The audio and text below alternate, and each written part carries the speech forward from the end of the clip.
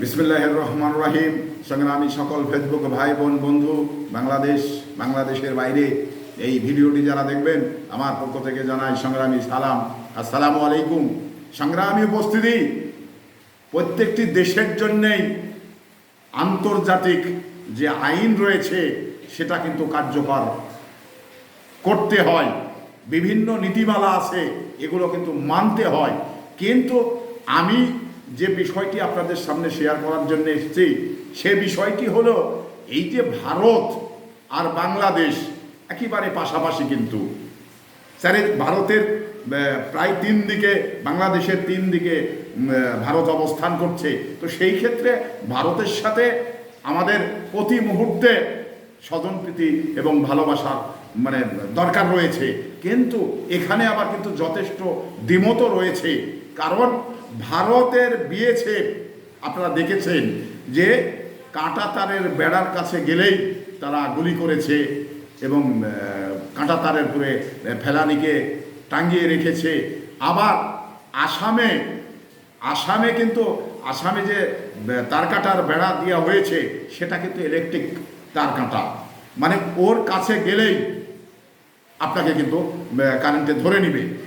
এই যে ভারতের এই যে আন্তর্জাতিক যে আইন, সেটা তো কিন্তু ভারত মানে না।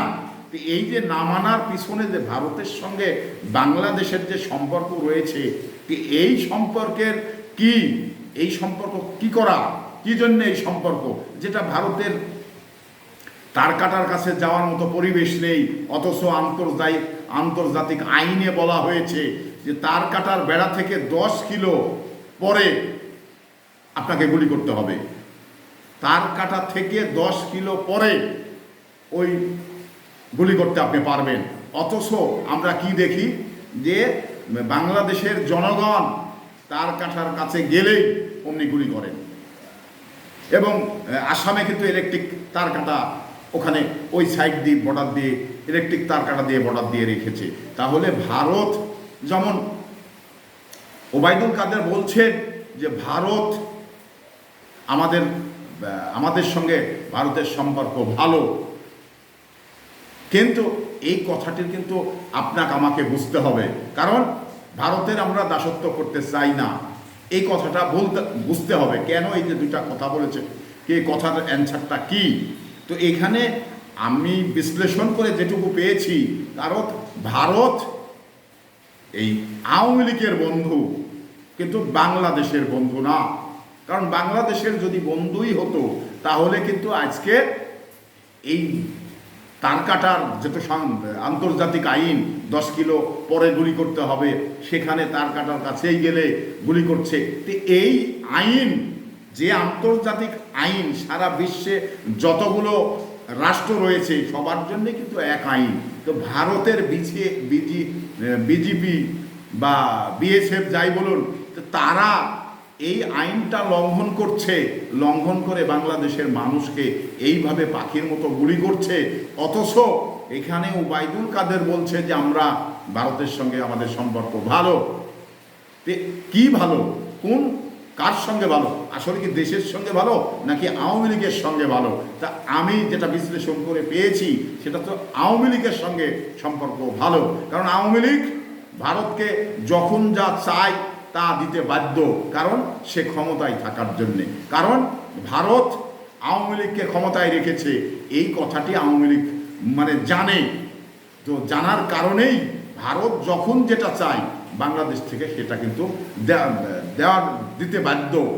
যার কারণেই আজকে যদি বাংলাদেশের সঙ্গে ভারতের সম্পর্ক ভালো হতো তাহলে অবশ্যই এই আওয়ামী লীগ বলতে পারতো, আওয়ামী লীগ বলতো যে এই যে আপনারা আন্তর্জাতিক আইনটা মানেন না।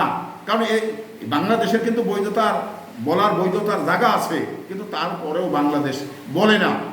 আন্তর্জাতিক আইন লঙ্ঘন করে আপনি বাংলাদেশের লোকগুলোকে এভাবে গুলি করেন।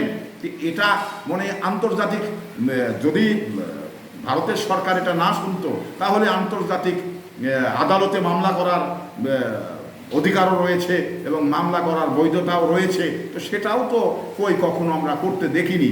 অথচ এই ভারতের যে আওয়ামী লীগ দাসত্ব করে, একটা কারণেই দাসত্ব করে, সেটা হলো যে ভারত আওয়ামী লীগকে ক্ষমতায় রেখেছে, কিন্তু বাংলাদেশকে ভারত কিন্তু ভালো চায় না।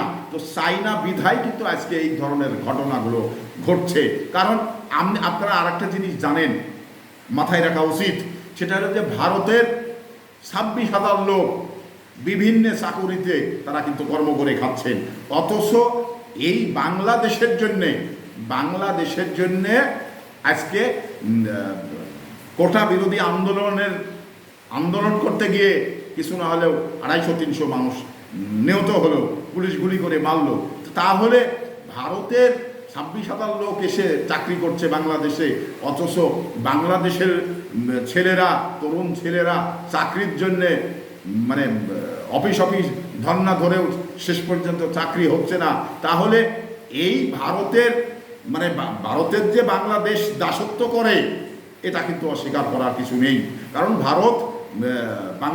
ভারতের কাছে যে জিম্মা, এটা অস্বীকার করার কিছু নেই, এটা পরিষ্কার। তো সেই জায়গা থেকে এই বিষয়গুলো আন্তর্জাতিক আইন যারা লঙ্ঘন করে, সেই ধরনের রাষ্ট্রের সঙ্গে বাংলাদেশের সম্পর্ক থাকতে পারে না, আমি ব্যক্তিগতভাবে মনে করি। কিন্তু এখানে সম্পর্কটা রেখেছে শুধু একটি কারণে, যে এই সরকার ক্ষমতায় থাকার জন্যে এবং এই আওয়ামী লীগ ক্ষমতায় থাকার জন্যে। আর এই আওয়ামী লীগকে ক্ষমতায় রেখেছে ভারত, যার কারণে ভারত যখন যেটা বলবে তখন সেটাই কিন্তু এই আওয়ামী লীগকে করতে হবে। এটা কিন্তু পরিষ্কার হয়ে গেছে। এটা কিন্তু এই বাংলাদেশের জনগণ যারা, তারা কিন্তু প্রত্যেকটা মানুষ এই বিষয়গুলো জানে। কারণ এই যে অনেকেই আছে প্রশাসনের ভিতরে, আছে আপনার বিভিন্ন চাকরির ভিতরে কিন্তু ভারতের লোক রয়েছে, যার কারণেই এই আওয়ামী লীগকে টিকানোর জন্যে, আওয়ামী লীগকে ক্ষমতায় রাখার জন্যে এই বাহিনীটা কাজ করে, পুরা আওয়ামী লীগের পক্ষে কাজ করে, রাষ্ট্রের পক্ষে না। কিন্তু কারণ এই কারণেই আমি আগের একটি ভিডিওতে বলেছি যে দেশের প্রতি যার মমত্ববোধ আছে, বাংলাদেশে যার জন্ম, তারা এইভাবে পাখির মতো কিন্তু গুলি করতে পারবে না। এক পুলিশের ভিতরেই টোটাল বাহিনীটা খারাপ, টোটাল বাহিনীটা মানে সবাই সরকারের এজেন্ডা হিসাবে কাজ করে, এটা কিন্তু না, এটা ভুল হবে, এটা বলা ভুল হবে।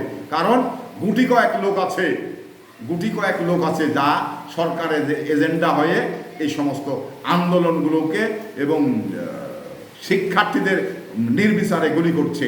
তো এই বিষয়গুলো, এটা আমরা আজকে এই কথাটা জানবো কেন? আগের থেকেই জানি যে সরকারের একটি ভারতের তৈরি করা বাহিনী সরকারের এজেন্ডা হয়ে কাজ করে।